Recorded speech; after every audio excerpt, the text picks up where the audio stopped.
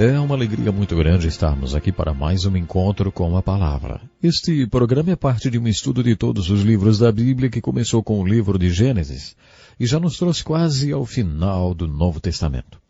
Nos 2 últimos programas fizemos uma introdução às cartas do apóstolo Pedro. Agora estamos prontos para iniciar o seu estudo. Ouça com atenção como Pedro inicia sua primeira carta. Pedro, apóstolo de Jesus Cristo, aos eleitos de Deus, peregrinos dispersos no Ponto, na Galácia, na Capadócia, na província da Ásia e na Bitínia, escolhidos de acordo com o pré-conhecimento de Deus Pai, pela obra santificadora do Espírito, para a obediência a Jesus Cristo e a aspersão do seu sangue, graça e paz lhe sejam multiplicadas. Bendito seja o Deus e Pai de nosso Senhor Jesus Cristo. Conforme a sua grande misericórdia, Ele nos regenerou para uma esperança viva, por meio da ressurreição de Jesus Cristo dentre os mortos para uma herança que jamais poderá perecer, macular-se ou perder o seu valor. Herança guardada nos céus para vocês que, mediante a fé, são protegidos pelo poder de Deus até chegar à salvação prestes a ser revelada no último tempo. Nisso vocês exultam, ainda que agora por um pouco de tempo devam ser entristecidos por todo tipo de provação. Assim acontece para que fique comprovado que a fé que vocês têm, muito mais valiosa do que o ouro que perece, mesmo que refinado pelo fogo, é genuína e resultará em louvor, glória e honra quando Jesus Cristo for revelado. Mesmo não o tendo visto, vocês o amam. E apesar de não o verem agora, creem nele e exultam com alegria indizível e gloriosa, pois vocês estão alcançando o alvo da sua fé, a salvação das suas almas. Fica claro logo no início desta carta que Pedro estava escrevendo para judeus cristãos espalhados por toda a região da Ásia Menor. Assim como Tiago e o autor do livro de Hebreus, Pedro também estava escrevendo para judeus seguidores de Cristo. Você está lembrado que Paulo foi chamado para pregar aos gentios ou ao mundo não judeu? Pedro, por outro lado, escreveu para os crentes judeus. Ele foi chamado para pastorear crentes messiânicos judeus. O seu ministério, portanto, era voltado principalmente aos crentes judeus. Observe que na introdução das cartas gerais de Tiago, Pedro e aos Hebreus, nós encontramos palavras de consolo para pessoas que estavam sofrendo. As pessoas para quem estas cartas foram escritas estavam sendo perseguidas. Pedro estava escrevendo de Roma, onde os cristãos estavam sendo perseguidos.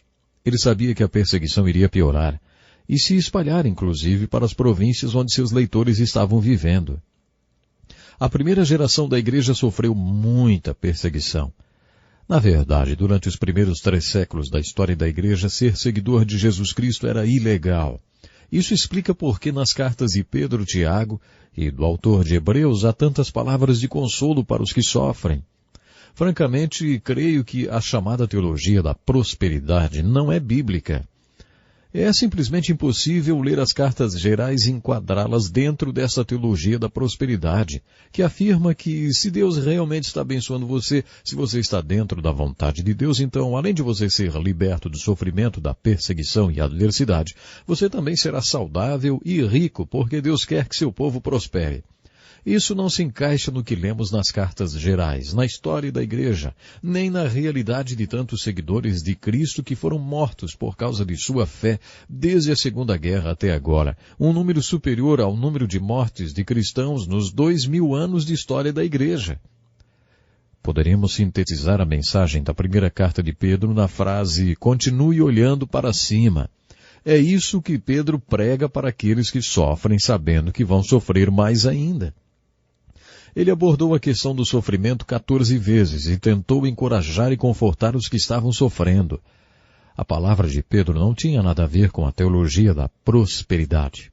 Ao invés disso, ele trouxe revelações maravilhosas sobre a razão de Deus permitir o sofrimento.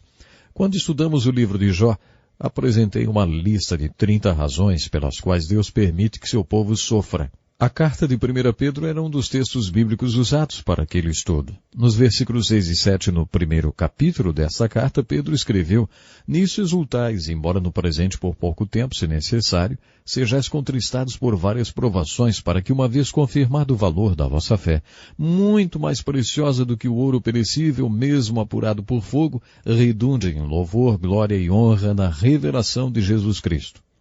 Neste pequeno trecho, Pedro apresentou duas razões porque Deus permite que seu povo sofra, se necessário. Alguns sofrimentos só acontecerão na sua vida porque Deus acha necessário que você passe por eles. Já vimos isso no livro de Jó, que o sofrimento não vem diretamente de Deus, mas passa pela permissão dele. Satanás teve de obter a permissão de Deus para afligir Jó. Foi isso que Jesus quis dizer em João 10, versículo 7. Eu sou a porta das ovelhas. Quando ele passava a noite em campo aberto com suas ovelhas, tudo que chegasse até elas passava antes por ele. Por isso era costume dos pastores construir um pequeno cercado usando pedaços de madeiras, troncos de árvores, pedras ou qualquer outra coisa que encontrassem. O pastor se deitava à frente da porta e dizia: Eu sou a porta. O cercado era construído de tal forma que não permitisse as ovelhas sair nem passar por cima do pastor, e também nenhum animal poderia entrar, a não ser que passasse por cima dele. Esta linda metáfora ensina que não há problema que chegue até nós que não tenha passado pelo pastor antes. Esta é a metáfora que Pedro nos apresenta. Quando você passar por uma provação, tenha certeza de que Deus a considerou necessária e permitiu que ela chegasse a você. Outra questão a respeito do sofrimento é que, conforme Pedro disse, a aprovação acontece por um breve momento. O sofrimento é temporário. Alguns tipos de sofrimento não duram para sempre. A principal explicação de Pedro para o sofrimento é de que a sua fé é mais preciosa do que o ouro. O ouro é um metal precioso purificado através da prova do fogo. Para Deus, o que mais importa em você é a sua fé, o seu crescimento e seu desenvolvimento espiritual. Talvez você não esteja se importando se vai ou não crescer através desta experiência, mas Deus está. Assim como o ouro é purificado e se torna mais precioso através do fogo, Deus permite certos acontecimentos na sua vida para que sua fé seja purificada e você cresça espiritualmente. Deus está interessado em purificar sua preciosa fé. Esta é a explicação que Pedro deu no primeiro capítulo de sua carta. Quando Pedro falou sobre salvação, ele abordou duas questões que foram tratadas por Jesus e pelo apóstolo Paulo. Uma delas é o novo nascimento, mencionado várias vezes nas Escrituras, e a questão da eleição. Creio na eleição, mas na maioria das vezes esta questão levanta mais dúvidas do que respostas. Um dos meus professores costumava dizer que a questão da eleição é um segredo da família, do povo escolhido, que não deve ser comentado na frente de incrédulos. Não entendo como alguém pode ler a Bíblia e ainda assim não acreditar na eleição. Assim como o novo nascimento, a eleição é pouco mencionada na Bíblia e por isso não existem tantos versículos bíblicos que podem ser usados como prova dela. Não conheço outra definição para a palavra eleito e mesmo assim, ainda que houvesse apenas uma referência à eleição da Bíblia, eu creria nela. A eleição pode não ser muito mencionada, mas pode ser encontrada na introdução da carta de Pedro. Entretanto, em todo o Velho Testamento existem provas dela. Quando Pedro começa a falar sobre a salvação, ele comenta que apesar de escrever sobre o assunto, tinha dúvidas quanto ao seu significado. Ele queria saber o que o Espírito de Cristo dentro dele estava tentando dizer. O Espírito Santo o mandou escrever sobre acontecimentos pelos quais Cristo passaria, o seu sofrimento e sua glória final. Ele se perguntava quando e para quem todas aquelas coisas aconteceriam. O Espírito acabou falando que aquelas coisas não aconteceriam naquele tempo, mas muito mais tarde. E agora, finalmente, essas boas novas têm sido amplamente anunciadas para todos nós no mesmo poder do Espírito Santo que falou com eles. Este é um assunto tão maravilhoso que até os anjos nos céus gostariam de anunciá-lo. Que revelação maravilhosa, hein? Séculos antes, tantos profetas anunciaram a salvação que foi pregada no dia do Pentecostes, que já vinha sendo pregada 500 anos antes dos apóstolos e há quase 2000 anos depois deles. Aqueles profetas não entendiam aquilo que profetizavam sobre salvação. É interessante observar que quando eles escreviam, mesmo fazendo no poder do Espírito, eles não entendiam sobre o que estavam escrevendo. Pedro está falando que a salvação anunciada pelos profetas através da palavra de Deus já foi cumprida.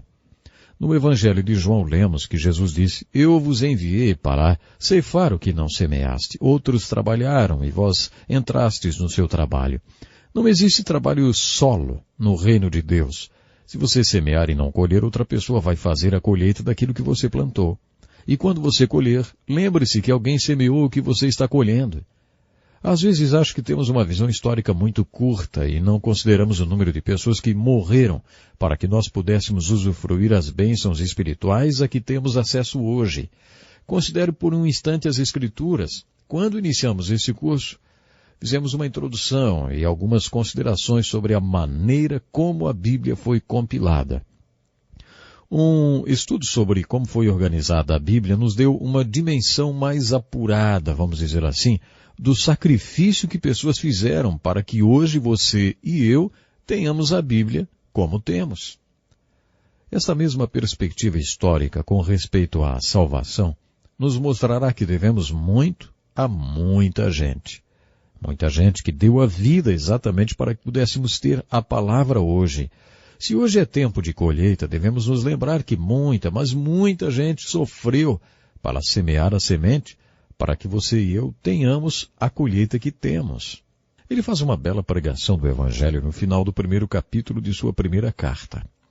Ele escreve assim: Pois vocês sabem que não foi por meio de coisas perecíveis, como prata ou ouro, que vocês foram redimidos da sua maneira vazia de viver, transmitida por seus antepassados, mas pelo precioso sangue de Cristo, como de um cordeiro sem mancha e sem defeito, conhecido antes da criação do mundo, revelado nestes últimos tempos em favor de vocês. Em Levítico capítulo 19, encontramos a seguinte lei referente à redenção. Se um judeu tivesse vendido seu negócio para um gentil, ele poderia procurar um de seus parentes e dizer: Tive de vender meu negócio para um gentil e quero que você seja o meu parente redentor, o meu Goel. Redima para mim o negócio que tive de vender para aquele gentil. Se aquele parente tivesse condições financeiras de fazer isso, ele era obrigado a se tornar parente redentor e comprar de volta o negócio que tinha sido vendido para um gentil. O livro de Deuteronômio nos apresenta a lei da redenção doméstica. Se uma mulher gentil como Ruth se casasse com um homem judeu e ele morresse sem deixar filhos, e ela dissesse a um parente do marido: Quero que você seja o meu Goel, o meu parente redentor. Eu passei a fazer parte da família de Deus através do casamento com seu irmão. Agora que ele está morto e eu voltei para o frio, quero que você me compre de volta para a família de Deus, pagando todos os meus débitos e casando-se comigo. Se o parente fizesse isso, seria considerado o Goel, ou o parente redentor. Aprendemos que aquele era o conceito de redenção e, antes de tudo, era uma lei comercial e depois uma lei civil. No Novo Testamento, por exemplo, quando Pedro fala sobre a morte de Jesus Cristo na cruz para nossa salvação, Jesus é citado como nosso Goel, o nosso Redentor. Jesus nos comprou e nos trouxe de volta para Deus através da sua morte na cruz e através da sua ressurreição, criando um relacionamento conosco, como aconteceu entre Boaz e Ruth. Este é o conceito de redenção apresentado por Pedro no capítulo 1. Vocês devem estar lembrados que nos programas anteriores levantei a questão de quando Pedro se converteu e do que é conversão. No capítulo 1 desta carta, Pedro fala sobre o processo do novo nascimento. Como este processo começa? Bom, muitas pessoas entendem o novo nascimento a partir da sua própria experiência. Você também não poderia entender o nascimento físico se não tivesse passado por ele. Quando você nasceu fisicamente, não precisou fazer nada. Sua atuação foi passiva e você não precisou dominar nenhum conhecimento de obstetrícia. O mesmo acontece com o seu nascimento espiritual. Você não precisa entender o processo do novo nascimento até que ele aconteça para você. É isso que Pedro está fazendo nesta carta. Ouça a descrição que ele faz. Agora que vocês purificaram a sua vida pela obediência à verdade, visando ao amor fraternal e sincero, amem sinceramente uns aos outros e de todo o coração. Vocês foram regenerados, referindo-se ao novo nascimento, não de uma semente perecível, mas imperecível, por meio da palavra de Deus viva e permanente. Pois toda a humanidade é como a relva, e toda a sua glória como a flor da relva. A relva murcha e cai a sua flor, mas a palavra do Senhor permanece para sempre. Essa é a palavra que lhes foi anunciada. Portanto, livrem-se de toda maldade e de todo engano, hipocrisia, inveja e toda espécie de maledicência. Como crianças recém-nascidas, desejem de coração o leite espiritual, puro, para que por meio dele cresçam para a salvação, agora que provaram que o Senhor é bom. De acordo com Pedro, é assim que nascemos de novo. Ouvimos a palavra de Deus quando ela é pregada, palavra que foi anunciada pelos profetas e que os anjos anseiam por observar. Quando você ouviu a pregação da palavra de Deus, ela funcionou com uma semente imperecível. No grego, a palavra semente é a mesma que esperma. Para que ocorra o nascimento físico, é necessário que exista uma semente e um óvulo. Quando a semente fertiliza o óvulo, aí acontece a concepção da vida. 9 meses depois, a vida que foi concebida nasce para este mundo. No primeiro capítulo de sua carta, Paulo compara o nascimento físico com o espiritual. Ele diz que a diferença entre o nascimento físico e o espiritual é que no espiritual a semente é imperecível. Pedro afirma que no nascimento espiritual, o esperma incorruptível era a palavra de Deus, e nossa fé é o óvulo. Quando respondemos à palavra de Deus em fé, essa semente incorruptível fertilizou o óvulo da nossa fé. A vida espiritual foi concebida em nós quando cremos na palavra de Deus. De acordo com Pedro, quando cremos na palavra de Deus, nossa alma foi purificada. Vários eventos aconteceram e culminaram com a crise do novo nascimento. O resultado do novo nascimento é o fruto do Espírito que culmina no nosso amor pelos irmãos. A exortação de Pedro para os que passaram pelo processo de regeneração ou novo nascimento é o amor sincero uns pelos outros e de todo o coração. Pedro também exorta os recém-nascidos a desejarem de coração o leite espiritual puro, para que por meio dele cresçam para a salvação. Mas quando acontece o novo nascimento? Bom, de acordo com Jesus, ele é como o vento, não sabemos de onde vem nem para onde vai. Com isso, Jesus diz que não existe um padrão fixo para o novo nascimento. Mas, mesmo assim, Pedro apresenta algumas características desse processo.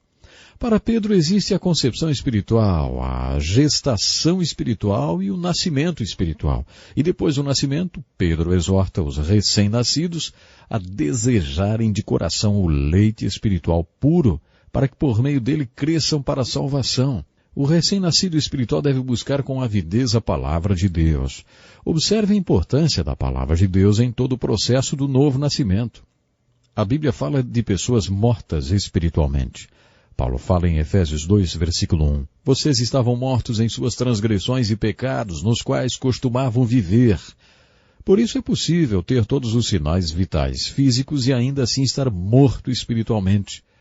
De acordo com a primeira carta de Pedro, capítulo 1, também é possível ter vida espiritual antes de passar pelo novo nascimento. Em 2 Coríntios 5, versículo 17, nós lemos assim: Portanto, se alguém está em Cristo, é nova criação. As coisas antigas já passaram, eis que surgiram coisas novas. Durante anos, quando eu ouvia sobre o novo nascimento, eu pensava, isso ainda não aconteceu comigo. As coisas velhas ainda não passaram para mim e nem se tornaram novas. Ainda não passei por essa transformação da minha vida. Talvez o primeiro passo para o novo nascimento é constatar que ainda não nascemos de novo. Pedro revela como chegar ao novo nascimento quando diz que é possível que nossa alma seja purificada pelo ouvir a palavra de Deus e crer e obedecer. O ouvir se refere à concepção espiritual. Depois purificamos nossas almas através do constante contato com a palavra de Deus que nos leva por todo o processo de gestação espiritual que pode ter diferentes durações. Para alguns, o novo nascimento ocorre quase que no início da fé. Outros precisam de um tempo até que passam por ele. Depois disso vem a fase de crescer e se desenvolver. O segundo capítulo traz uma passagem muito bonita na qual Pedro relaciona o povo de Deus do Velho Testamento ao povo de Deus do Novo Testamento. Vocês, porém, são geração eleita, sacerdócio real, nação santa, povo exclusivo de Deus para anunciar as grandezas daquele que os chamou das trevas para a sua maravilhosa luz. Antes vocês nem sequer eram povo, mas agora são povo de Deus. Não haviam recebido misericórdia, mas agora a receberam. Amados, insisto em que, como estrangeiros e peregrinos no mundo, vocês se abstenham dos desejos carnais que guerreiam contra a alma. No Velho Testamento, Deus queria ter um reino e ser o rei de um local determinado com um povo especial, o povo de Israel. Mas o povo de Israel não aceitou o plano de Deus e buscou Samuel para dizer que eles não queriam mais que Deus fosse o rei deles. Ao escrever para os judeus seguidores de Cristo espalhados por toda a Ásia Menor, ele declara: vocês são uma nação santa. Eles eram uma nação santa, mas será que estavam todos sob uma só bandeira? Estavam todos unidos num só país, dentro dos limites de um Estado? Não. Já não eram mais um Estado politicamente organizado desde os tempos do cativeiro babilônico. E até que Jesus Cristo volte, não voltarão mais a ser. Mas na América do Sul, na América do Norte, no Paquistão, na Índia, nas Filipinas, no Japão, na Alemanha, no Vietnã, no Camboja, na Polônia, e em todo o mundo, em qualquer lugar em que haja pessoas que coroem Jesus Cristo como seu Senhor e Rei, essas pessoas, indivíduos ou grupos, são o reino de Deus. E foi a estas pessoas, indivíduos ou grupos espalhados por todo o mundo, que ele chamou de nação santa. Quando estudarmos o capítulo 3 da segunda carta de Pedro junto com outros textos da Bíblia, inclusive alguns de Paulo, veremos que um dia Deus reunirá esta nação de todos os cantos do mundo. No Novo Testamento, esta nação santa é chamada de a Igreja. No Velho Testamento, esse povo era chamado simplesmente de povo de Deus.